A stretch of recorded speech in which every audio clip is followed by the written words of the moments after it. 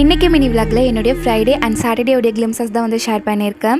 எப்போடா டிஸ்சார்ஜ் ஆகும், அந்த வெயினில் இருக்க இன்ஜெக்ஷன் கலட்டுவாங்க அப்படின்ற மாதிரி அழுந்துட்டு இருந்தேன். ஸோ அல்ஹம்துலில்லாஹ் நல்லபடியாக வீட்டுக்கு வந்தாச்சு. அண்டு எல்லாருமே யூடியூப்பில் கமெண்ட்ஸில் கேட்டிருந்தீங்க, இப்போ கொஞ்சம் பெட்டராக இருக்கேன். ஸோ உங்களுடைய லவ்க்கு ரொம்ப ரொம்ப தேங்க்யூ ஸோ மச். அண்ட் இந்த ஃபுட் தோசை மாவு எல்லாமே வந்து பார்த்திங்கன்னா எனக்கு 2 டேஸ்க்கு என்னோடய நெய்பர் அக்கா ஷோப்னான்றவங்க தான் வந்து எனக்கு எல்லாமே வந்து பார்த்து பண்ணியிருந்தாங்க.